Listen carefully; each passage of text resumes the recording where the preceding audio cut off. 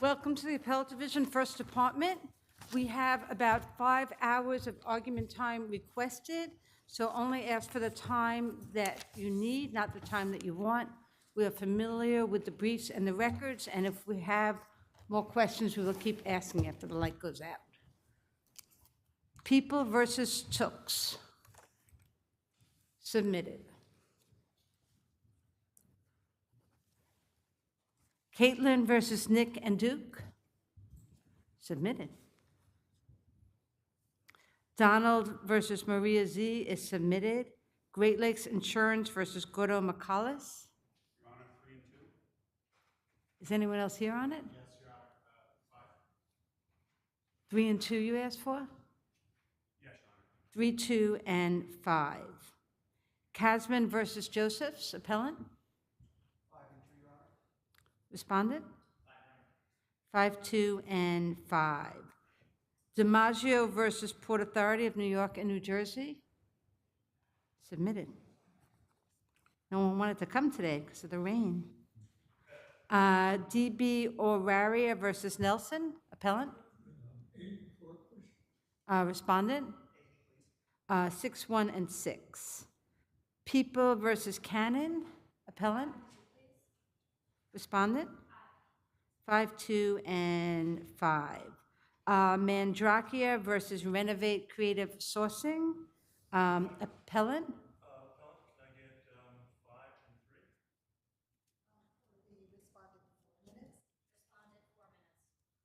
5 and 3? 6, 2, 4, and 4.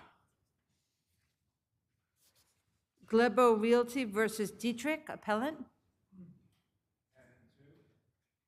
Respondent? 6, 1, and 6. And again, if we have more questions, we'll keep asking. Portamani versus ShopRite Supermarkets, appellant? 5 and 2. Is respondent here? Do you want to submit or do you want time? Yes. Okay, it's submitted. People versus Slade, submitted. And Talvera versus New York City Transit Authority is submitted. So the first case today is Great Lakes Insurance versus Gordo McCollis.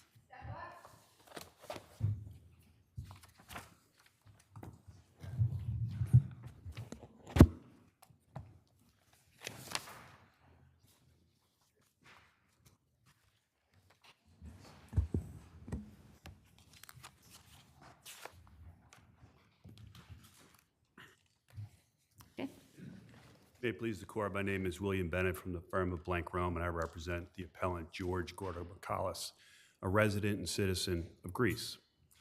First off, there could be no doubt that the trial court erred when it held that my client had the burden of establishing that there was no equitable tolling.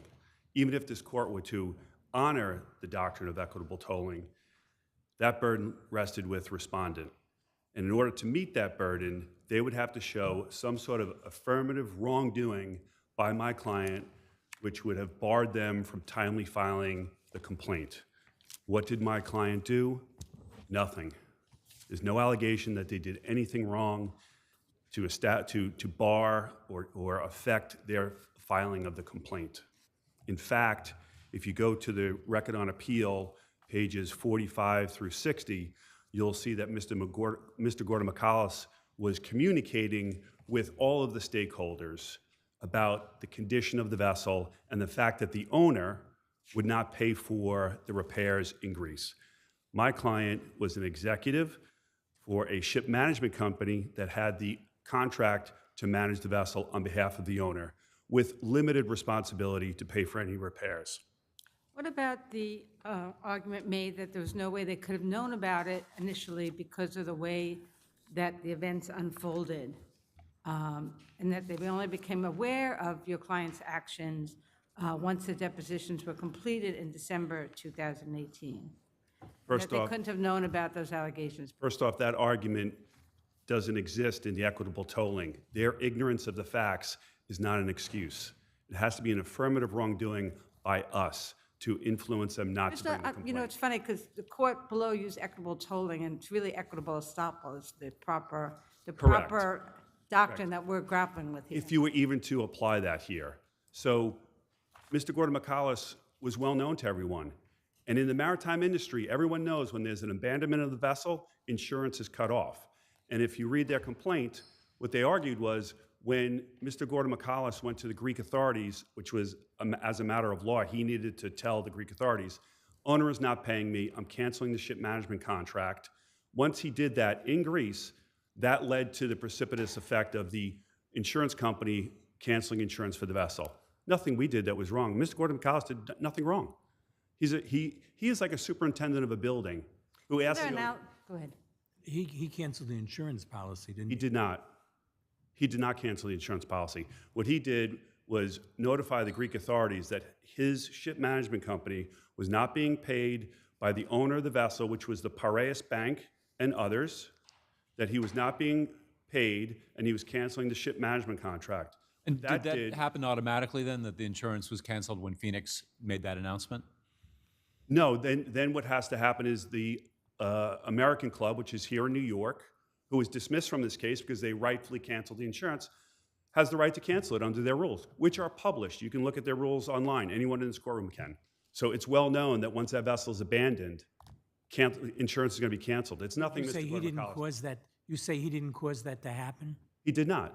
The owner did by abandoning the vessel.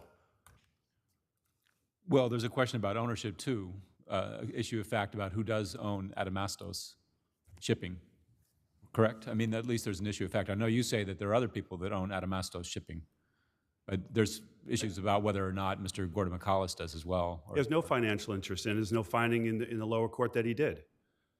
He was the ship manager. His father had a small interest in it, but you'll see in the papers that it was the Bank of Piraeus that owned They had the mortgage on the vessel, right? The bank. Yeah, they were the owner. They had the largest stake. And Margulis, who, if you in the record on appeal, there is a board of directors meetings where Mr. Margulis had he had the sole responsibility and the sole authority to make any payments over $25,000.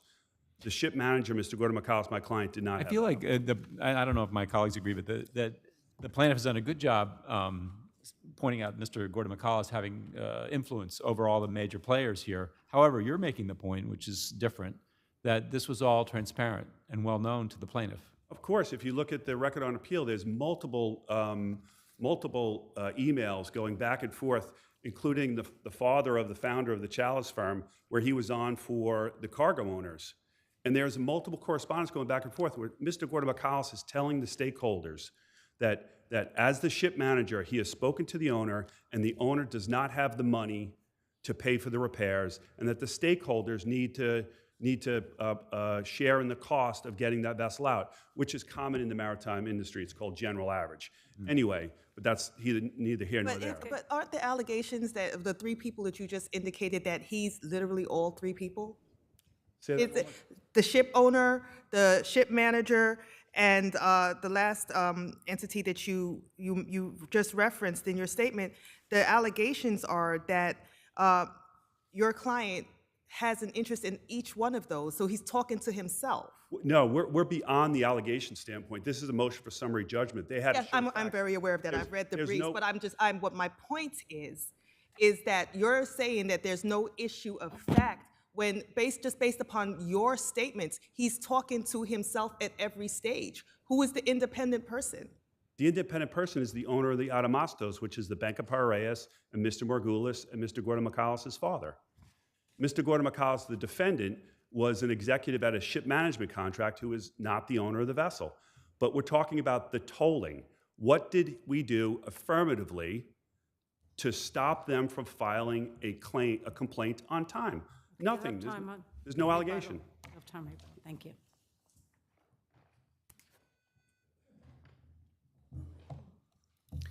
May it please the court, Britton Sparkman, Chalice & Co. PC on behalf of the respondent. I think your honors are right on the point with respect to Mr. Gordon McCollis being at the center of all of these different entities. What about the fact that you were not able to ascertain that all these events would transpire quickly? In other words, the statute of limitations question. Correct, Your Honor. And specifically, what was hidden from the plaintiffs were several facts, right? And you have to go to the establishment of the initial relationship between the subrogated party, Pacific Gulf, who were the charters of the vessel, and Adamastos Shipping, who were the owners of the vessel. And that was a charter party. That's at the heart of the dispute. That charter party has certain contractual obligations that were not here on behalf, presently, but it is relevant to the negligence of Mr. Gordon-McCallis. He signed the charter party as the operator and manager on behalf of the owners, right? And he signed it at a time that he admitted in his deposition he knew that the owners had less than $6,000 in their bank account. He signed it at a time when we discovered later that he knew that the vessel had previously been delayed and detained in Brazil in 2013 and had several operational deficiencies. This is all 8 months prior. He knew at the time, and this was hidden from plaintiff as well. That all goes to notice to Mr. Gordon-McCallis that something shady was up. But what about you all? How is it obfuscated that you could not find out about these actions and then bring suit? What was obfuscated was the fact that several points as to the relationship, right? So the ship managers, Phoenix, they were decided upon by Adamastos without even so much as a bid. Why? Because of the close relationship between the parties and the fact that Mr. Gordon-McCallis signed on behalf of one entity and his father signed on behalf of But your another. client knew about Phoenix. I mean, it wasn't like Phoenix was in the dark behind the curtain. They knew that Phoenix was the manager of the vessel and that they had operational control. What they didn't know was that repeatedly Phoenix stepped in when it served their interests to pay for things on behalf of the owners. For instance, paying the premiums to the American Club when notices of cancellation had repeatedly been raised. And what also was not known was that it was a condition of the continued entry with the American Club that Phoenix and only Phoenix be the managers for the vessel. And so what could not have been known at the time of the abandonment in 2015 was that the declaration for why ship management services were being cut off by Phoenix Shipping, as authored by Mr. Gordon-McCallis in his role as president and director of that company to the Greek ministry. The American Club took action on that 1 day later. So this was, for lack of a better word, the fix was in, but this was not, no notice of that was provided to Pacific Gulf. No notice of that was provided to our client. So that's the... Phoenix's contract with Adamastos was the Shipman 98 contract, correct? Yes, Your Honor. Is that like a contract that's a standard form contract in the industry? There is a standard form. It is a standard form. It can have some amendments. The fact that Phoenix was the manager of the vessel, it's not disputed. But the causes of action with respect to the negligent actions of Mr. Gordon-McCallis don't arise strictly from the fact that Phoenix was the manager of a vessel that ultimately got abandoned. It was the fact that he controlled when they decided to step in and save Adamastos from its own. But you're saying, are you not, that let me use the name George, that George acted negligently in canceling the shipment agreement? What's the negligence in that? The negligence comes from the duty owed with respect to the fact that they knew that the ship had all of these different issues and yet still entered into a charter party and then still agreed to carry a cargo when they had no business doing so. He then took the action to cause the cancellation of the insurance policy. Of course, it's the American Club's decision to ultimately decide whether or not to issue the termination, but he caused it and knew that it would happen as a result of issuing this, hey, we're going to terminate our management agreement, when repeatedly before that, he had caused the vessel to continue operating on the high seas, despite knowing that it was a huge risk, both financially and from a safety. And is the point that he pulls out which causes this house of cards to then fall? Is that what you're saying? That's the claim, and that's the factual issues that are in dispute. And certainly we believe we've established a number of those that would defeat the motion for summary judgment, and that the court below correctly found that defendants should be stopped from arguing time bar. Counsel, one more question from me anyway. The vessel was declared abandoned in February 2015, right? Correct, Your Honor. Why weren't your clients on notice then that they could bring suit? Because it was declared abandoned because of all these financial irregularities that you've talked about that supposedly were hidden by Mr. Gordon McCallis. So 2015, doesn't that give you a heads up that something's been awry? I don't think that it gave the heads up with respect to the tort cause of action. I mean, there were contractual claims that were being pursued already at that time. So claims were being filed on notice and those types of. So the record that A couple of arbitration proceedings, Board, right?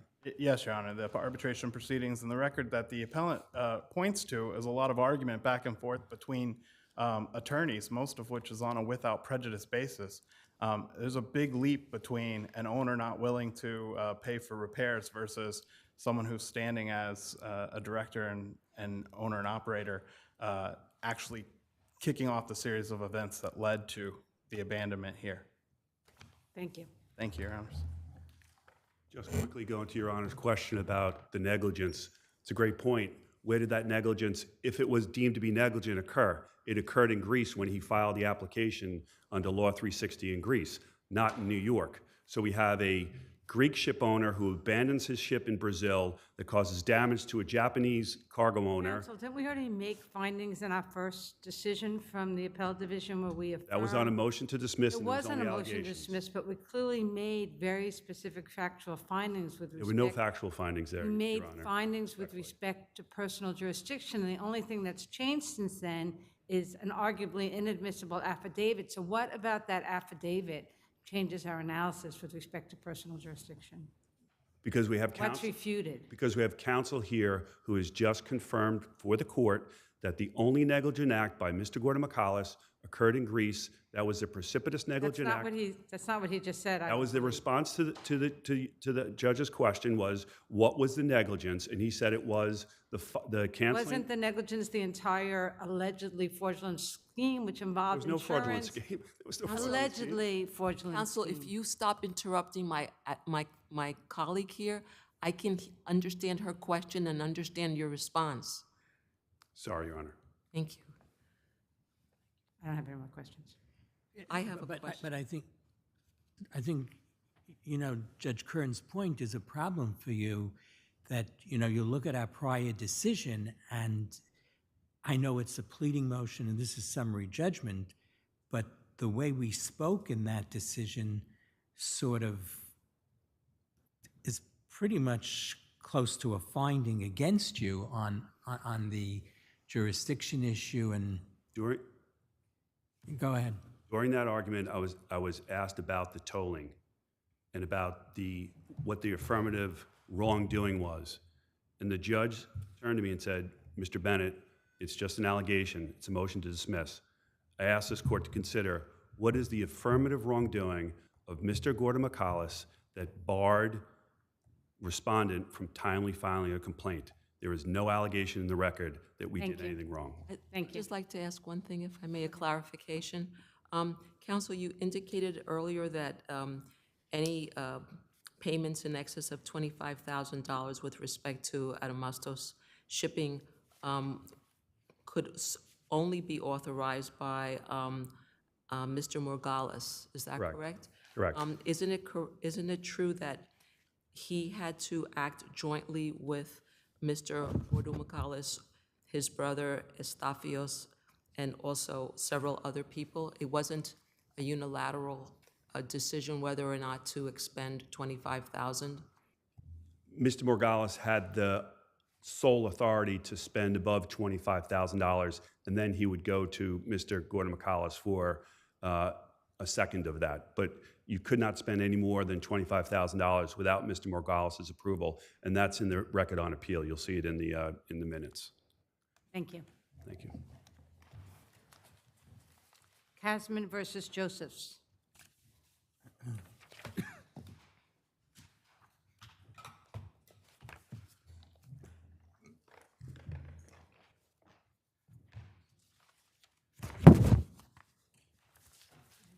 May it please the court, my name is Evan Mandel, and I represent the plaintiff, Alexandra Casman, in this case. This appeal presents a pure question of law as to whether the defendant is required to disgorge fees as a result of her misconduct. There are 4 instances of misconduct here, all of which are entirely. Let me ask you before you get into the factual aspect of it, what legal framework are you arguing applies to a determination of whether there should or should not be a forfeiture of legal fees? Sure, the claim here has been styled as one for disgorgement.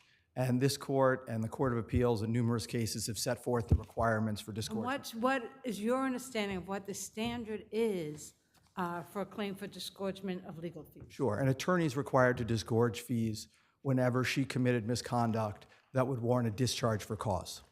Okay, so why in this case where, I understand that disgorgement is not always synonymous with a malpractice claim, but here the malpractice claim has already been dismissed. The court already, and that's not part of the appeal, she was not in any way discharged, however you define discharged, until after the representation had concluded, all the services had been rendered, and she'd been allocated and stated that she was satisfied with all the services that had been provided. What would be the misconduct then under all those circumstances that would rise to the level of providing for a disgorgement claim? Sure, I think there's maybe 3 issues raised by that question, and I'd like to tackle all of them. Go ahead. The first is the malpractice claim and the disgorgement claim are based on totally different facts.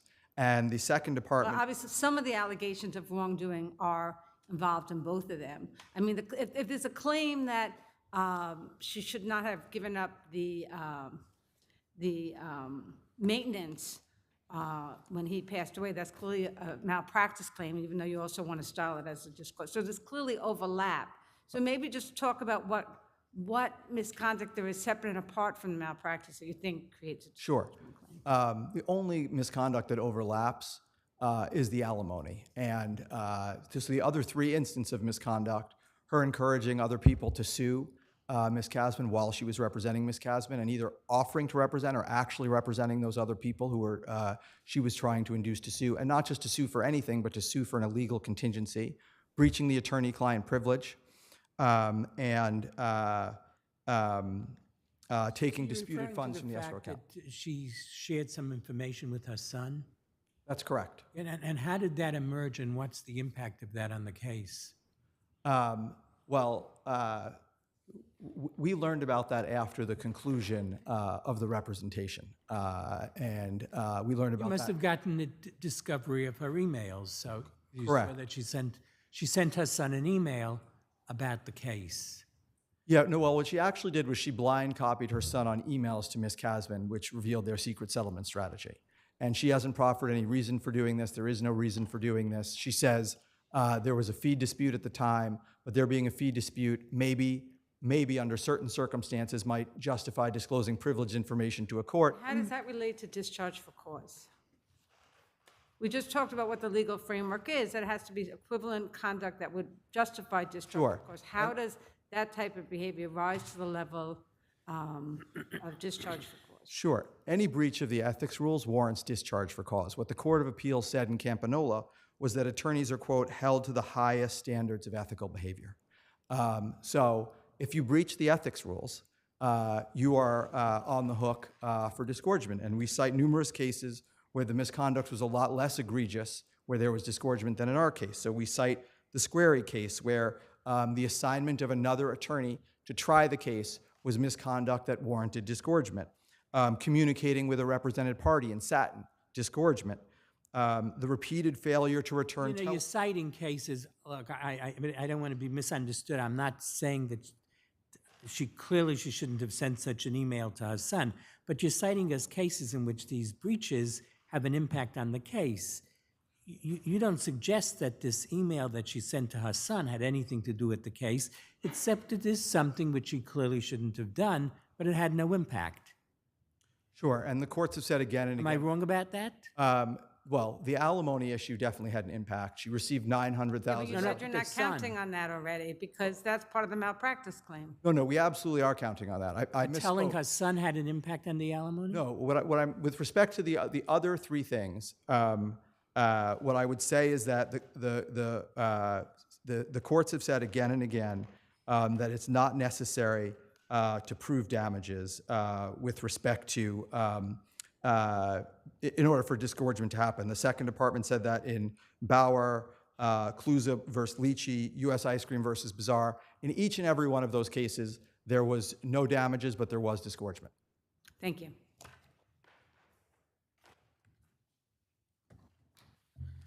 Afternoon, Your Honors. C. Briggs Johnson for the respondent.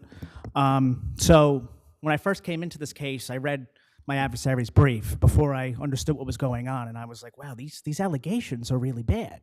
But then I read the record, right, about what my client did in the underlying divorce litigation, about the odds she had to overcome, the husband who hid the marital assets, which Casman admitted to, right, who defaulted on the 2014 settlement obligation. We had to do motion practice. My client did such a good job that Mr. Casman gave up right before it was turned to do trial. He settled the case right before the 2018 consolidation of the appeals on the fees issue came up, and she won an enormous victory, and she admits it over and over and over What again. about plaintiff's argument that there are these ethical violations Yeah, that would it's justify a disgorgement? Right, it's interesting, right? I mean, the first thing is, unless I'm missing something, I'm not aware of any reference to this tribunal or any other tribunal about ethical obligations from my client. Also, as Justice Friedman pointed out to, she copied her son on an email because she was worrying about getting paid. Did that have anything to do with the settlement or affect the case? Of course not. Okay, Of course not. now, the oral argument may not be going in this direction, but I'm just curious about something which is in the record at page 2165. Okay. The email exchange about cutting the fee, and I'm sure you're familiar with that. Yes. Yeah.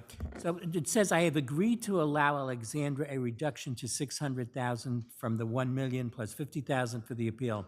So why do, and then the response to that is, oh, got it, thank you. So, but this somehow is not controlling the day, right?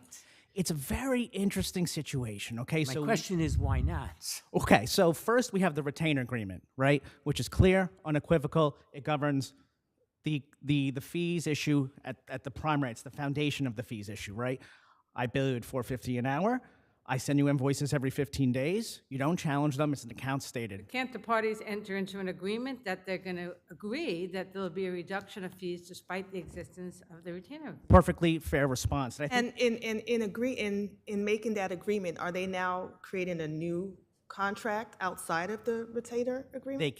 they can, but I think the timing of all these emails really matters, okay? And we start in December of 2017. We have a proposed reduction to $600,000, right? And then we have in December of 2017, we're going back and forth. We're saying, I'm going to reduce my fees to $600,000. But then the settlement on the record in 2018 doesn't mention any fee reduction. September 7th, 2018, Joseph's offered to discount her legal fees to $600,000. Casman doesn't respond. On September 13th, 2018, I'm going to interrupt you for 1 second because we Yes. are familiar with the record. I'm sorry, yes. So you didn't cross appeal. So to Okay. the extent that you made an argument in your brief that the breach of contract claim, which I assume is a claim about the reduction of fees, Yes. should have been dismissed. We can't hear that because you didn't cross appeal. Well, I think, So, yeah. so the only thing we have before us with respect to that is whether or not the promissory estoppel claim goes forward or not. That's the only appealable issue before us now. with Sure. I mean, I would say, if it's a pure question of law, or the court can search the record and award summary judgment to a non-moving party. But if the court doesn't believe those doctrines apply in this case, we're back with the promissory estoppel claim. Let me But I ask mean, you- it couldn't be a question of law because we'd have to turn to the emails to see whether or not there was an agreement, and then we'd have to decide the issue of the retainer, how it relates to that. Fair point. Fair point. Fair point. So the question I guess I'm sorry, I'm trying to answer all the different questions. Whether or not the promissory estoppel claim should survive, right? So let's say that the emails are a new agreement, right? So but the promissory estoppel claim, Well, even at if least there's an issue of fact about that. well, We it would just be want the court- duplicative of the new contract. Let me ask you right? about that. Why? Yeah. The law is pretty well established that if you clearly have an undisputed contract, Sure. you can't also bring a quasi-contract. Yes. But here, isn't it disputed, and aren't you ardently disputing that there is no actual agreement to reduce the fees? And if the court ultimately finds that there isn't an agreement, why isn't counsel allowed to argue in the alternative that there's a promissory estoppel, even if no contract was formed, a promise was made that she relied upon, since this is just a pleading, summary judgment, not a final determination. Why can't she plead that on the alternative? So if I'm understanding your point is if, let's say, we go to a jury on the breach of contract claim and we're arguing over whether or not the retainer agreement controls or the email agreement controls. Which is whether there's a separate agreement, right? Yes, right. Then if the breach of contract claim fails in front of the jury, is he entitled to rely on promissory estoppel principles? Right. Right, I would have to say that that's probably correct, okay, to be honest with you. thank you. Thank you.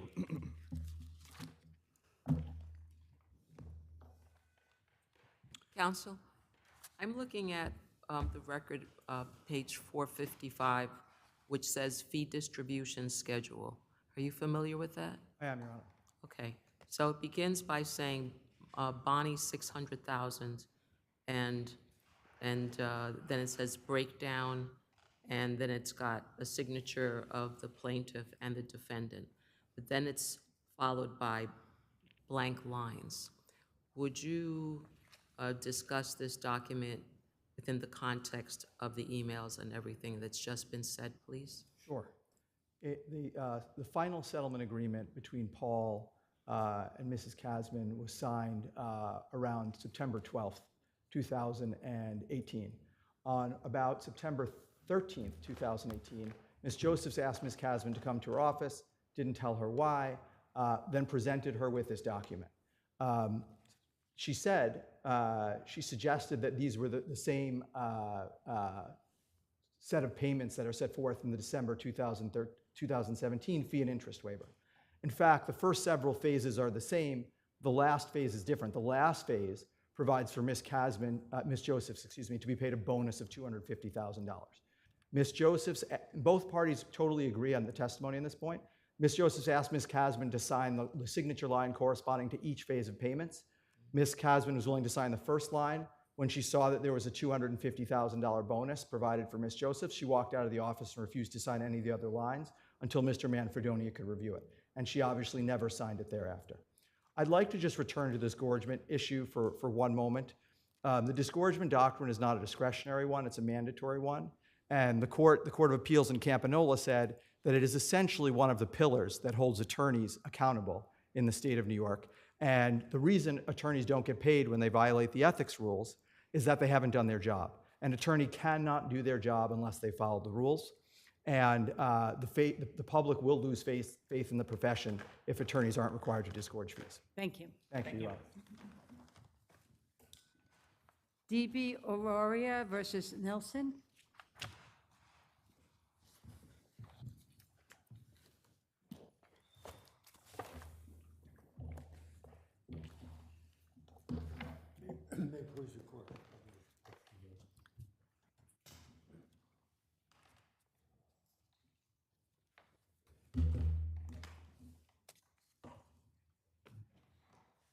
May it please the court, Peter Ginsburg on behalf of the appellant.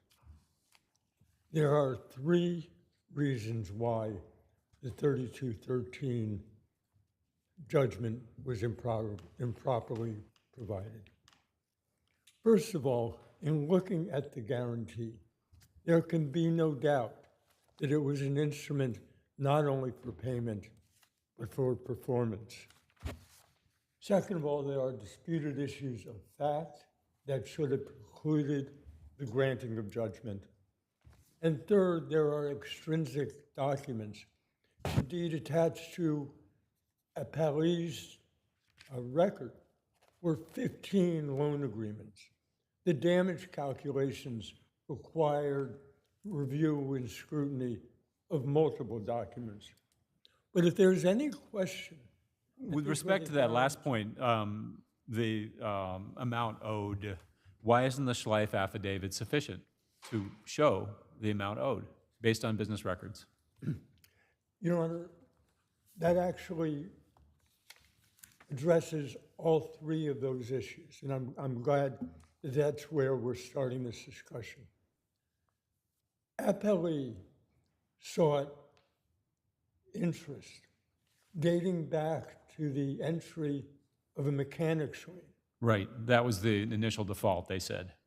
It was, except for the fact that the assignment in evidence specifically states that there was no default as a result of the mechanics lien, that there was a cure, and by invoking that, the date of the entry of the mechanics lien, rather than any payment obligation, resulted in a $2.36 million inappropriate assessment of damages against my client. The fact that the mechanics lien triggered the default makes it even clearer that this was an instrument of performance as well as of payment. If your honors look at the pre-judgment, the pre-entry letter of default, there are 6 enumerated events, 4 of which address performance. Performance about filing a petition for bankruptcy, the mechanics lien, a stub loan, and also a cap on interest rates that my clients apparently or allegedly didn't provide. That's exactly right. The damage claims in and of themselves make it clear that the summary judgment was improperly given. There is no way to assess the damages, and remember, the damages aren't simply monies in arrear, but there were interest pre and post judgment, there were fees, and there were expenses, all of which required the analysis of multiple documents and raised issues that created factual disputes, all of which were ignored both in the motion papers and in Justice Crane's determination. Under New York law, the private guarantor receives a deference if there are factual issues, that it is improvident, especially when an entire business enterprise can fall apart as a result of this expedited, somewhat compromised procedure. Counsel, if I may, putting aside the issue of the lien, that there was still the bankruptcy and then there was default based upon non-payment, right? So we do have those particular issues. I mean, do you want to address? Sure, well, the bankruptcy is a performance issue, not a payment issue. And with regard to whether there was or was not a default, up until November 2021, the evidence shows that my client was not in arrears. But that's not the date that Appellate uses. It's not the date that Justice Crane uses. There is a dispute about whether, in fact, there was a payment default. So just so I'm clear, you're not really, your argument isn't that, you're saying that there were no defaults at the time when this action was, I'm not clear because the bankruptcy did occur, right? So I'm not sure, are you disputing the way that the damages are calculated or something else? Both. The summary judgment motion was made based upon not only a payment obligation, but an apparent alleged breach of performance obligation. And yet the guarantee speaks of performance, but speaks of it in terms of money, because look at the language of the guarantee in section 1.1. Guarantor hereby irrevocably and unconditionally guarantees the borrower and its successors and assigns the payments and performance of the guaranteed obligations, supporting your point, but then goes on to say, as and when the same shall be due and payable. It does say that, but if Your Honor also looks not only at 1.2 but 3.1, it is not just a credit support instrument. And the law is that it's not the basis for the default that triggers the determination of whether it's a payment-only instrument or not. It is the instrument in the first instance that the court has to look at. Thank you. Thank you.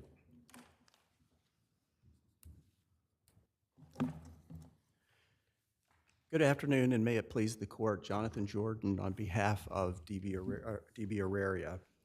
The court is familiar with 3213 guarantee cases.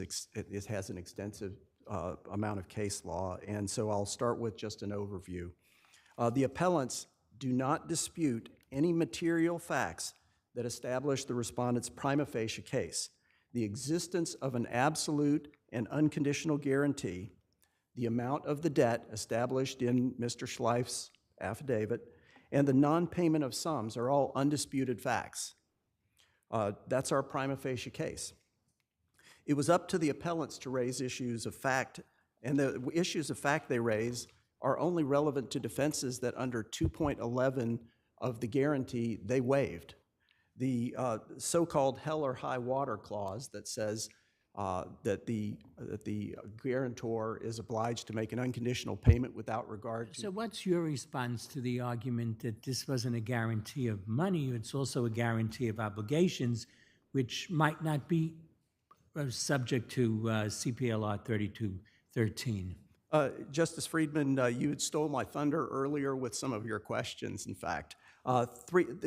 The problem comes when... But he turns to 3.1, which 3.1 does speak of obligations, and Supreme Court discussed it. So if you could fill us in on that. Of course. The roadmap out of that. Of course. All roads lead to 3.1.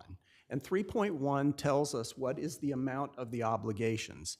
It has three sections, 3.1A. So your point is that 3.1, while it speaks of obligations, still speaks about obligations that are monetary. Exactly, and if you look carefully at what has to be done by the borrower and by the guarantor in 3.1B and 3.1C, you'll see that is payment of damages, liabilities, settlement payments, attorney's fees, et cetera, in 3.1B. 3.1C says it has to pay the debt. There is no scenario in which the appellants will have to do anything other than write a check. And that's why our demand letter and all the documents that Mr. Ginsburg referred to say you have to pay a debt. There's no obligation for the appellants to say have to remediate asbestos. That's up to the borrower. And what you see time and time again in their briefing is that the appellants cite to the definition of capital O obligations and capital OO other obligations, So, which are... counsel, what about your adversary's characterization of the filing of the mechanics lien and the filing of the bankruptcy petition as performance, as evidence of performance requirements? That's a very good question, Justice Gonzalez. The filing of the mechanics lien was an event of default that triggered, as Justice Cranes stated at pages 10 through 12 of the record, the beginning of default interest. Nobody disagrees that there was a mechanics lien filed that date, and Justice Crane did a straightforward application of the contract. There was no obligation on the part of the guarantors, and in fact, initially, all that only applied to the borrower. It was just a debt that the borrower had, and it was a non-recourse debt of the borrower. The bankruptcy case is also not something that is an obligation of the guarantors, but when it happens, when the borrower commits that trip, then the obligation to pay the debt then becomes an obligation of the appellant. And this is similar to a couple of cases that this court has decided with bad boy guarantees, which is what these are colloquially called. In 2022, I believe this court decided the Scharf case, one which we've cited in our brief, and that's one with what the court more positively called a good guy guarantee, but it upheld a 3213 summary judgment for a good guy guarantee in similar circumstances.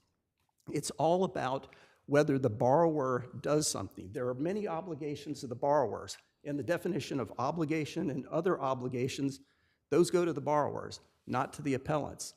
The only obligation of the appellants is to pay the debt if there is a bankruptcy case filed, but they don't have to do it themselves. Thank you. Thank you, Your Honor.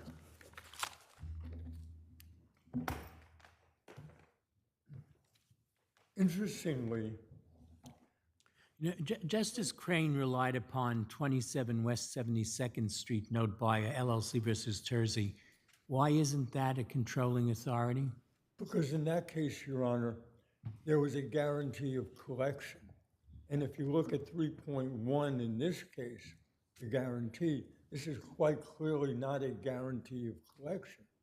It is a guarantee both of performance and of payment. And when Your Honor raised the issue of disputed facts, rather than addressing that question, counsel fell back on a waiver argument. But if there was a waiver in the guarantee, in the first provision, the counsel points to 1.75, why would the waiver have had to include, 1.74, why would the provision have to have included 5 and 6? The waiver was specific as to certain defenses. And the issues raised in the Nelson affidavit about the bad faith of Fortress, about the duplicity when the loan was being extended, those clearly constitute an implied covenant breach. But counsel, just help me here, because you talk about performance, and your adversary explained that with respect to the filing of the mechanics lien, the filing of the bankruptcy petition, those inured to the borrower. I'm confused as to what performance was expected of who? The borrower, the guarantor, and what was the performance? It seems that the performance was the payment of the money, not doing something. Respectfully, Your Honor, it wasn't just payment of the money. The document makes it clear that the effort by Fortress to disassociate the guarantors from the borrowers is inconsistent, because the obligations of the guarantors and the obligations of the borrowers are the same. And what the court has to do is look at the instrument. And this instrument wasn't just for the collection of a debt. It was to assure performance, such as getting an interest cap. Thank you very much. People versus Cannon.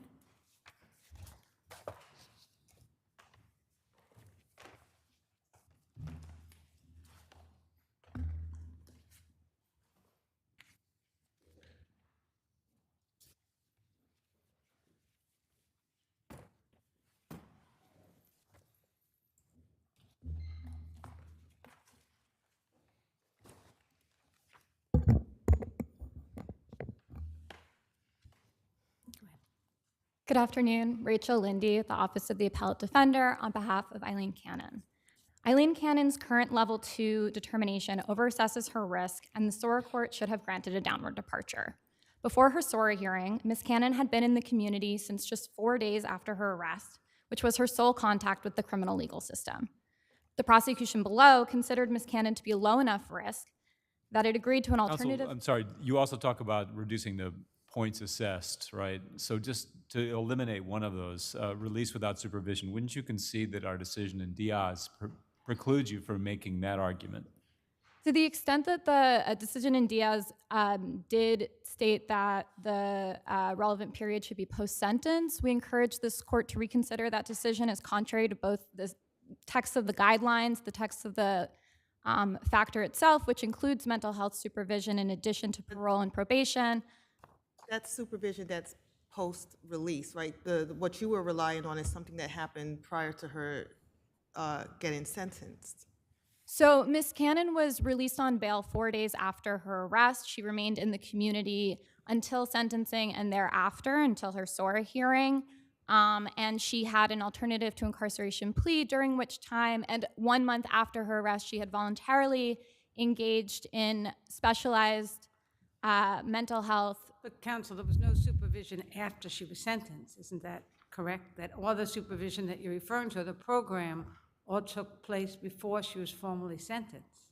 That is the case. However, the guidelines are clear that what is at concern is the risk that one poses if they do not have supervision upon release. Right, and when when they speak, the guideline specifically references probation or parole officer, and these are things that occur post-sentence. Yes, and though the factor itself also states mental health professional, which is what was present here. And if this court does find that points on factor 14 were appropriate, I would urge the fact that Ms. Cannon was found to be an appropriate candidate for an alternative to incarceration plea, and that she did engage in 25 months of specialized sex offense mental health supervision to be a factor in favor of a downward departure, as the prosecution below had considered her to be a low enough risk to remain in the community throughout the pendency of her case and thereafter, and therefore the assessment of points under factor 14 would be penalizing her for being a lower risk than someone who would have served a term of incarceration. What was exceptional about that, her treatment program? Her response to her treatment was exceptional in that she, as I was stating, had been engaged in treatment for about 25 months by the time of her sentencing. She had voluntarily engaged in that treatment herself a month after her arrest. She was described as a positive participant in that treatment who is eager to share. What case law do the things that you're stating right now, I mean, yes, she attended, she did that. How is that exceptional? What cases do you have from coming out of this department that would support that? So the program director's statements very closely mirror those from this court's decision in Williams, and I would say that her rehabilitation, the totality of her rehabilitation overall, is very much mirrors that in Williams, which is particularly impressive because she managed to accomplish so much in just 3 years before her SORA hearing. She had not only engaged in, again, 87 individualized and group sessions in treatment in which she responded incredibly positively. Had she missed any sessions? Was she late for any sessions? She missed some sessions due to sickness, due to hospitalization, and family emergencies, which are typical. However, the program director noted that she was a consistent participant in addition to being a leader. She assisted newer members who were participating in treatment. She was also so inspired by her participation in treatment that she decided to commit her entire career and life to helping others similarly situated to her to prevent their own risk in the future by pursuing a career as a mental health counselor. And she took steps to achieve that goal by engaging in multiple forms of vocational training. She participated in a program through Strive, and additionally, after the mandate of her plea had ended, she gained acceptance and participated in a Navigator Certificate of Human Services through John Jay College, and I can continue on. No time, Rebecca. Thank you.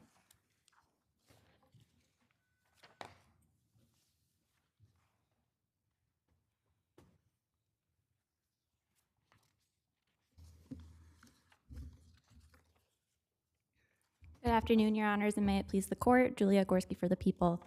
I did want to first respond to a defendant's argument about the sentence that she received.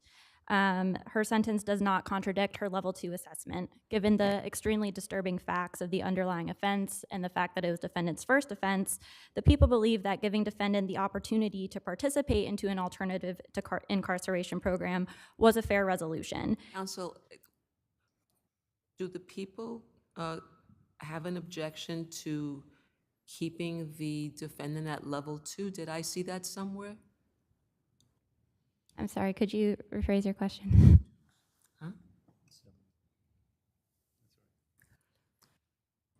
Do you have an objection to keeping the defendant at level 2?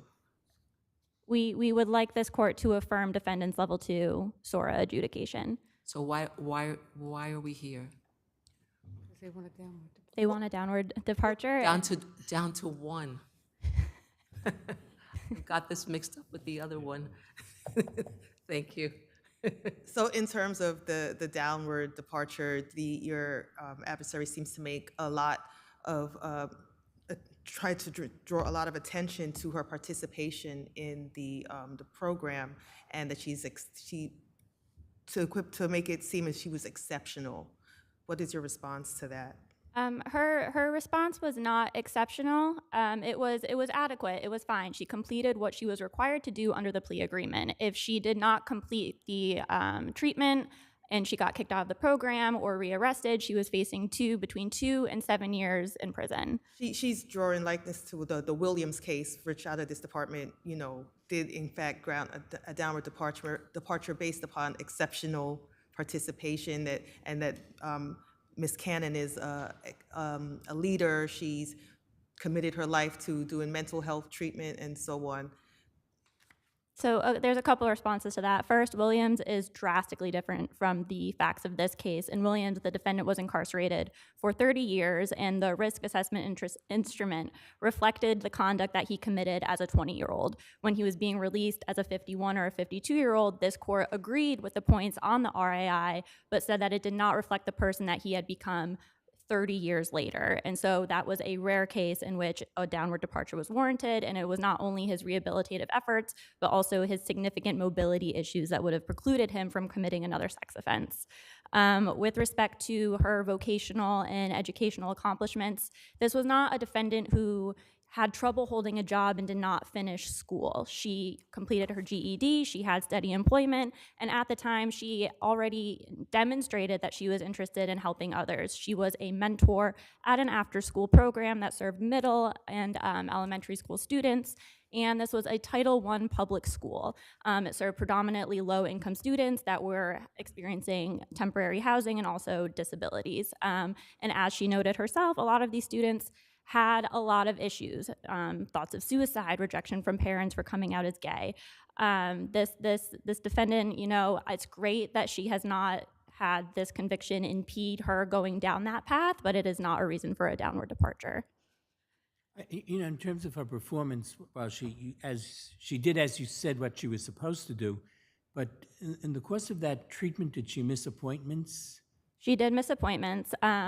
And because of travel difficulties and oversleeping? Oversleeping and travel difficulties, yes. And I did want to make one point. Although the pandemic, of course, was a challenging time for everyone, it did make her attending these sessions more convenient in that they were virtual. All she had to do was log onto her computer and attend the session. And given that she was unemployed, it was really her only responsibility. So the oversleeping, the missing appointments is problematic. And then even after her treatment ended, when she was being evaluated with the psychosexual evaluation, that even took longer as well because she was also missing appointments to have that evaluation completed. What are we to make about the positive assessment that she offers from the two other evaluation tools, Stable 2007 and SAPROF-50, I think it is? Yeah, so there's a couple things there. All of the positive factors, I think, in the Stable 2007, the evaluators qualified that with those would reduce her risk of recidivism if she continued to be monitored and had external support. She still experienced impulsive decisions, poor decision making, other things that really reflected that she could benefit from continued therapy, continued treatment. However, as soon as her court mandate ended, she was no longer participating in any type of therapy that would continue to monitor those things. Thank you.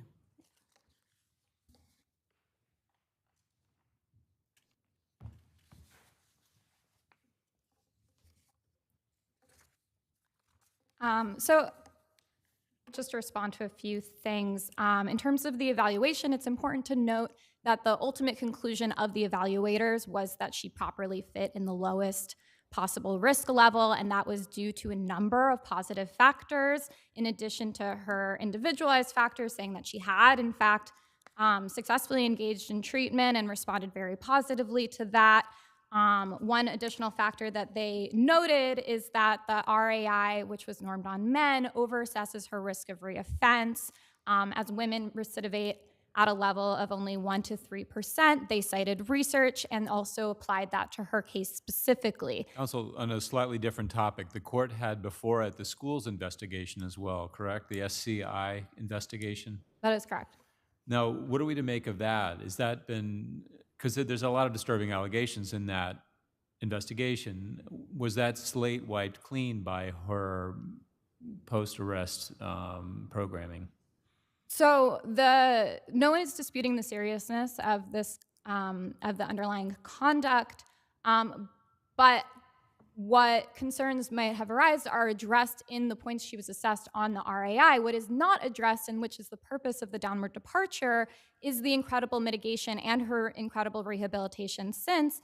And to quickly address respondents' attempts to distinguish Williams, it again is all the more impressive that she was able to accomplish so much of this rehabilitation on such a short timeline, that in the period since her arrest, her sole contact with the criminal legal system, she took it upon herself to turn her life around. She developed the insights necessary. This is not disputed, across the prosecution, the program directors, the evaluators, that she took herself. And if I just may quickly, thank you. Thank you.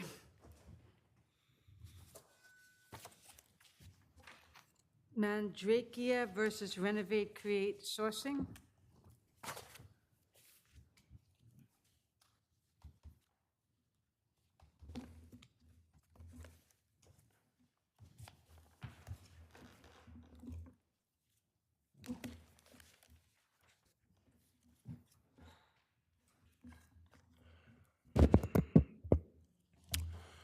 Good afternoon. May it please the court. I'm Rob Greener on behalf of the plaintiff, Martine Mandracia. The lower court failed to recognize that a duty was owed from the architect CTA to my client in this matter. The court, in its original decision, Did CTA repeatedly make it clear that it was not your client's architect? She had her own architect, correct? I understand, but as the case I know law, she paid the architect, but that is so common in board rules and co-ops that you have to pay the architect to assess your renovation agreement, your Yes, Your alteration Honor. agreement. So that's not enough.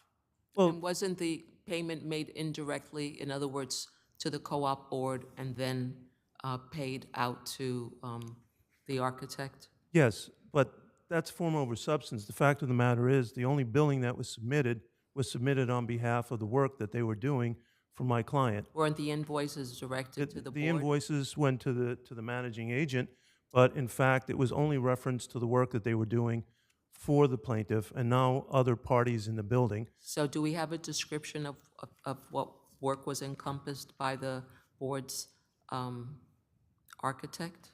Absolutely, Your Honor. It's contained in the billings, which is in the record, and I believe... Do we have a contract between the board's architect and the plaintiff? No, Your Honor, but that's not an impediment for liability. As the court said in Somers versus Federal Signal Corp., that there can be vicarious liability for an architect to a third party, and that a duty of care may be held against the architect, and this court reaffirmed that. So the board, the board architect, what is their name? CTA? CTA. CTA. Yeah. So CTA says, we never had any contact with the plaintiff whatsoever. We never met her. We never saw her. We were hired to make sure that the integrity of the building structure was safeguarded. And in this regard, we were talking about the removal of a window and it's being replaced by a door. So that obviously has something to do with structural integrity. But what about the fact that the proprietary lease says that the shareholder is responsible for any repairs to her own apartment? That's a great question, but there's two different questions within that. Yes. The last one first, which is Section 18, their only exception is at the windows and doors, the patios, the sills, the frames, which is the main issue in this case where the negligence occurred. The second thing is that renovation, that addition to the plans did not occur until the final plan in 2016. I'm sorry, plan meaning? So there were plans that were Plan created means by Raul. Plan means many things. You don't mean offering plan, amendment to the The offering? architectural plan. Thank you. The architectural plan, that was a late addition. CTA had been reviewing since 2014 all the various different alterations that were made in the plan on their recommendation. So that window and door wasn't an issue until later in the plan, in the architectural plan. Where is there any evidence in this record that they were in any way taking on any role or position as to the quality of work being performed by the contractors and architect that plaintiff hired? I mean, plaintiff hired someone to do work in her apartment. Where is the evidence that CTA said, I am going to vouch for the quality of this work, or I'm making any representations as opposed to disclaimers, which it did make? Well, first of all, there was no contract between CTA and the building Right, but limited to any of their have work. some liability, you have to show that some duty was taken on vis-a-vis the architect for the building, the plaintiff. Otherwise, there's no cause of action. So where does that come from, that the architect ever took on any responsibility in any way, shape, or fashion to vouch for the quality of the work of people hired by plaintiff? Your Honor, if I can turn that question on its head, CTA reviewed all of the plans, and they recommended changes to those architectural plans But what does to that have conform to with do? what they wanted done in the apartment. What does But that that- have to do with the quality of the work performed by plaintiff's contractors? Well, that's the complaint here, that plaintiff's contractors did not adequately perform the work. What vouching did they have to do with respect to the quality of? Oh, Your Honor, that's contained within the affidavit and the expert report we submitted that was unrefuted, showing that there were substantial errors and negligence in their review that resulted in multiple violations And existing yet at the the door, which they disclaimer, inspected. and yet the disclaimer specifically says, notwithstanding that, they're not responsible for it. Well, Your It's Honor, solely the responsibility of the unit owner. okay, first of all, you can't claim that there's no privity and then claim that a letter not addressed to my client limits their liability against my client. They want to have it both ways. That liability, first of all, that's contained is a unilateral disclaimer that's not signed off even by the building. I don't know about having it both ways. You know that this CTA is not there to serve you, but to serve the building. Right, but in your recent case of Fuse, that wasn't an issue there. The court said that it is a question of fact whether or not a third-party architect, in that case an engineer, could be held liable if they reviewed the plans and advised the board as to the work that a third-party contractor was doing in an apartment, not even related to the plaintiff, but adjacent to the plaintiff. You'll have time on rebuttal. This is Thank more you. intimate. You'll have time on rebuttal. Thank you. Okay, thank you, Your Honor.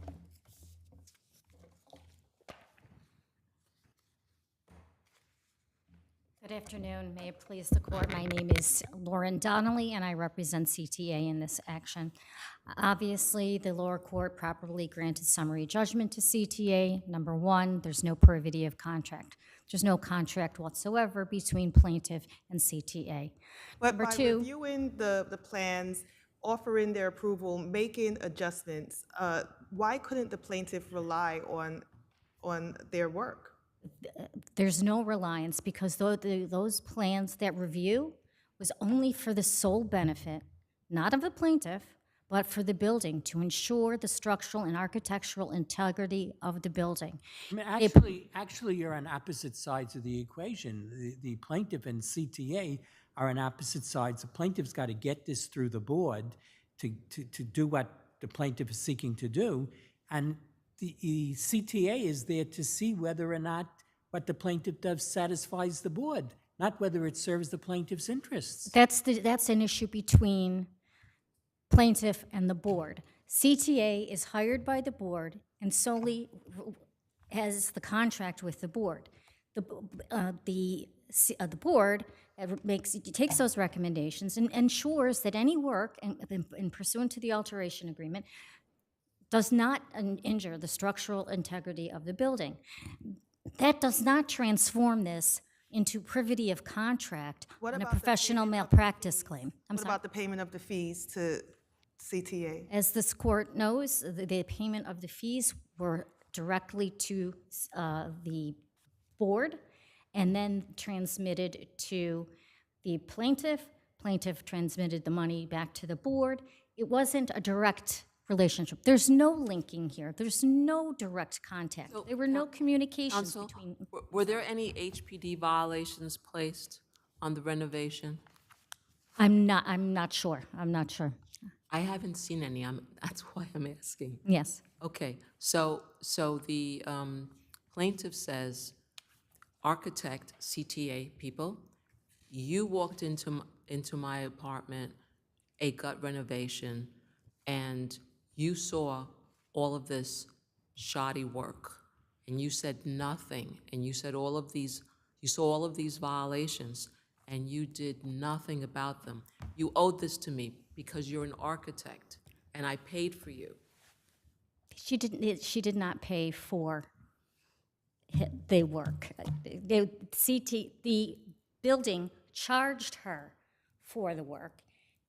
CTA didn't pay for it. You have to see this as what it is. It's because of the terms of the alteration agreement. If there wasn't the provision in the alteration agreement, plaintiff wouldn't have to have paid her at all, CTO, because there's no contract requiring to pay.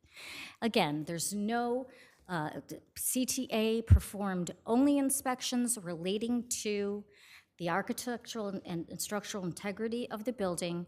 They were not there to inspect and control or do anything with respect to the work that plaintiff's architect performed or drafted and that the general contractor performed. That was not part of it. In addition, since this is a professional malpractice claim and there's only seeking economic damages, the lower court properly dismissed the claim, the professional negligence claim against CTA. Thank you. Thank you. Good afternoon, Your Honors. Magda Cruz on behalf of the cooperative respondents here, the managing agent and the cooperative corporation.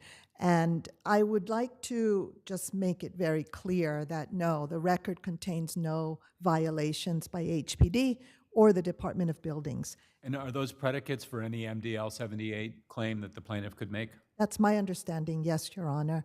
And it's specifically with respect to what the purpose of the work was, meaning that if the work was for the purpose of correcting violations in the building, that could cause there to be some kind of responsibility on behalf of the owner, the cooperative corporation.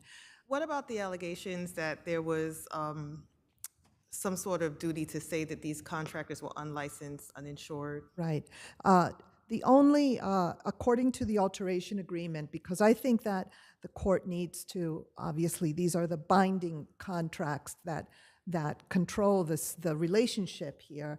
The only entity that needed to be licensed were the plumbers and the electricians, but the contractors did not have to be licensed. That was something that was within the, the due diligence by the shareholder. For purposes of what they had to show my client, it was only the plumbers and the electricians that needed to be licensed in order to do work in the building. The other obligation was an insurance policy. A proper insurance policy had to be presented. Those were essentially the three documents that they had to provide, and they did provide that. My clients, according to the alteration agreement, obviously was not going to supervise the work of the shareholder's contractor. It was the shareholder's project. The cooperative corporation, yes, it did review the project. Of course it did. But it did not have any responsibility under the terms of the alteration agreement to engage at all with the contractor, to engage with her design professional, the architect and the engineer. And the architect ultimately was the one who was responsible for getting the sign-off from the Department of Buildings. Counsel? Yes. There were walls moved within the course of the renovation, right?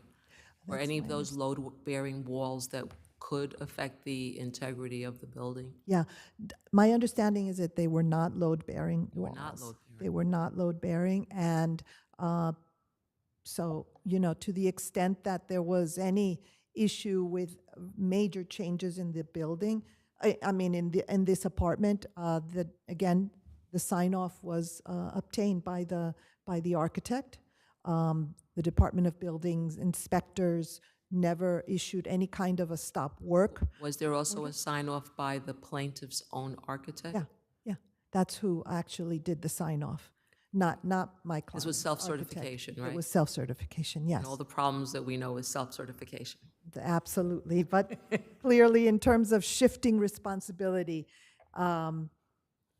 here, I believe that the controlling document is what the Supreme Court found, of course, to be the alteration agreement was the principal one. And as far as the MDL obligations, no violations by HPD or Department of Buildings were issued, and therefore my client did not have any responsibility. Thank you very much. To start with that last point, there's no case law provided either by the lower court or either of my two esteemed colleagues that says that a housing preservation development violation is a predicate to bringing in MDL 78 claim. And in fact, I have cited in my brief several cases that said that's not necessary, including Park West Management, decided by the Court of Appeals. What is required is that there is notice given to the landlord of the defective condition, an opportunity to cure, and that the landlord has taken no steps So, counsel, to cure. can we talk about the alteration agreement a minute? Yes, Your Honor. So it says at paragraph 13, I assume all risks of damage to the building and its mechanical systems. It goes on, this responsibility covers all work, whether or not structural. And then at the end, it says, I undertake to indemnify you, your managing agent, and tenants or occupants, and it goes on.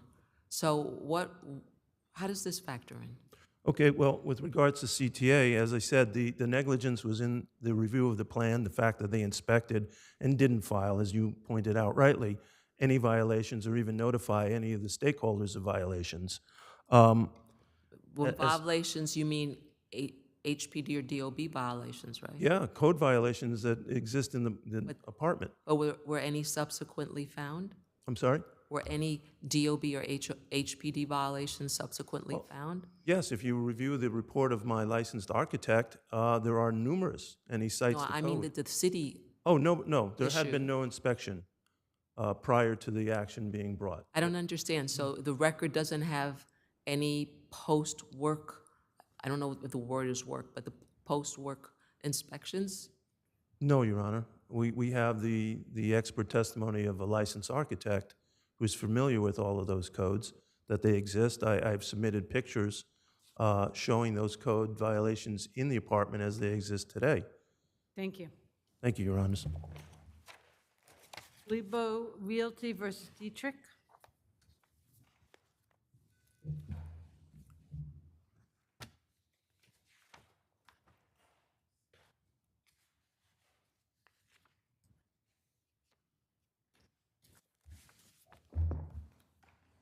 Good afternoon. Robert Silversmith, representing the appellant. In this appeal, the appellant is arguing that the Supreme Court should not have found collateral estoppel effect with respect to a civil court decision. The issue... Right. Justice Krause held a hearing. She dismissed the commercial holdover, said it had to be brought in housing court. And that was affirmed by the appellate term, right? That was affirmed by the... Doesn't that necessarily find that this is a residence? No, Your Honor. Why? Not that it's a residence, but that it's perhaps partially a residential premises that was necessary to be brought in the housing court. Counsel, once there was, the finding made was that it was established by a preponderance of the credible evidence that plaintiff knew of and acquiesced to her residing in the unit. Why isn't that finding, which was a finding made at a hearing, dispositive of the issues before the court right now in terms of how this case has to proceed? If I may, the reason for that is that the judge referred it for a 409B hearing and decided it under CPLR 409B. Did you object to that? I did not object to that at the time. I did object to the, well, outside of the record, I had objected to the transfer of the case to the housing court in conference. I did not object. But when the hearing was held, you didn't object to the I hearing. did not object. Notwithstanding. Isn't that a problem for you? It was a problem with the appellate term, but my argument is different before the appellate division. My argument is that under 409B, the decision was based on, as a matter of law, on undisputed facts. The judge was deciding. That's not true, though. The court heard testimony from both parties and made credibility determinations about what the landlord did or did not know about the tenant's residency in the premises. And that's why she sent it to housing court, because she made an express determination that you forego the right to proceed as though this was a commercial tenancy. Yeah, yes, what she said was, in essence, that under the Civil Court Act, she is required to send it to the housing court because there is a defect in the allegation in the petition, which alleges that it is a commercial petition. This wasn't a defect pleading case. She had a hearing with witnesses, and that is what the court has to look to, isn't it? And collateral estoppel, was there a hearing where there was an opportunity to be heard? Why didn't you have a valid opportunity at that hearing to present evidence, which you did, that the landlord did not have any awareness that these premises were being used for any kind of residential purposes? We're not suggesting that she did not decide that it was used in part for a residential purpose. But doesn't everything else in this case then flow from that? If there's a binding determination that the premises were used in part for residential purposes and the landlord knew and acquiesced in it, under our current case law, doesn't everything else that happened in this case proceed accordingly? Well, that was my second point in the argument. No, I do Why? not believe so. Because in answer to your first question, was it a fair opportunity to litigate? The answer is we do not believe, the appellant does not believe that it had a fair opportunity to litigate. What issue was not necessarily decided, where we're talking about the residential, commercial mix? What issue specifically, not necessarily decided? That's what we're looking at. Okay. So in the first instance, under Aurora and Walensky, there were decisions by the Court of Appeals which found that the Second Department's interpretation of Walensky was the correct one, in their opinion. And the Court of Appeals says the reach of Walensky is not limited. The Court of Appeals has suggested that there is not an automatic right to rent stabilization simply because of the number of the conversion of a commercial loft unit to residential use, and says that their understanding, or that they favor the Second Department's interpretation. If that is so, then the Second Department's interpretation has a different view of things than the First Department. The Second Department's view is that other factors need to be considered even if there is a residential component. So are you arguing that a whole line of cases, UBO, 10, have been overruled by the Court of Appeals? And if you're arguing that, what's the case that overrules that line of cases? Aurora, Court of Appeals But case. it sounds like you're saying that the Second Department has a different outlook on this than the First Department. So certainly that may be an issue for the Court of Appeals to straighten out, but you can't expect that the First Department is going to follow the Second Department rule if there is that distinction. By the way, what's the last time you've received rent or UNO on this? Several years ago, I think 2019, 2018 perhaps, is the last time that we have received rent or use and occupancy. Thank you. You have time, rebuttal. Okay.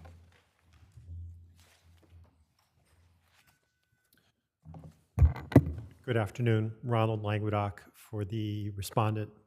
So let me ask you this to just pick up on this last point, and I don't like asking you to be your adversary's lawyer, but you haven't paid UNO since 2018 and 2019. I think that's pretty uncontroverted. What is to happen? Certainly you're not contending that your client has a right to remain in that apartment without charge forever. So what is the remedy for someone who finds himself or herself in the position that your adversary does? Okay, so there are a couple of, the landlord has options in this situation. So what are those options? Well, one option would be attempt to legalize the residential use of the premises. If that can be done, an amended certificate of occupancy would be issued.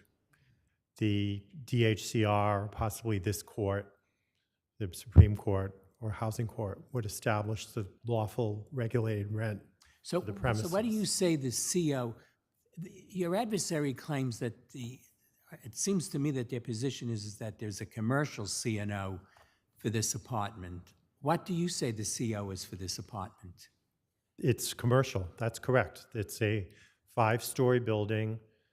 This premises is on the 2nd floor. There are 3 premises, 2 residential, listed as residential, and this premises, which was made into residential. So absent getting a CO for a residential use of the apartment, there's nothing that can, you're not subject to anything. No, I'm not saying that. I'm saying that that's one of the options that a landlord has. And what other options are there? Well, I think a landlord could conceivably bring a proceeding under the rent stabilization law based upon non-compliant with the building department, building code. Couldn't they go back to the housing part of civil court and now bring a residential proceeding? Yes, they could do that. Or does the fact that there's not a residential C of O preclude them from recovering anything? Pardon me? Recovering. At the present time, the state of affairs with respect to these premises is that the appellant is precluded from recovering any rent. But they're not precluded under the multiple dwelling law, are they? I'm Yes. asking, I'm not telling you, I'm asking. They're not Yes. precluded from seeking eviction. No, not They're under the multiple precluded dwelling from law. seeking a holdover proceeding, let me put it They're not precluded from seeking a holdover proceeding, but they would have to allege grounds under the rent stabilization law and code. So what I find here that a little different from other loft law cases, I'm referencing the loft law, is that in some situations, the owner never knows that the person who's living in the apartment has now engaged in a residential use. But here, is there any question but that the shower and the, what else is it? It's a refrigerator, appliances were installed by the landlord? There's no question of that. That's explicitly what was found by the civil court after the hearing. That's correct. And how does that distinguish this case from other cases? Well, there have been certain cases where it was found that the residential use or the evidence of residential use was so slight, and that the landlord wouldn't have been aware, reasonably wouldn't have been aware, such as where a tenant utilized a folding cot and a hot plate, that type of thing. That's definitely not the case here. So in conclusion, I would just say that the Supreme Court correctly applied the doctrine of collateral estoppel here. There was no reason why this court should reverse that determination. The appellant should not be afforded a second opportunity to litigate these claims in Supreme Court. Thank where you. It did so in civil court. Thank you. If I may just briefly respond on the issue of the rents and use and occupancy, it's our position that there's a approximate 4% residential usage in the premises. That is, there's a 36 square foot bound shelves to ceiling with a curtain that's enclosed, and that the rest of the premises is used commercially, and that we are still precluded from collecting the rents as a result of that. Thank you. Thank you very much.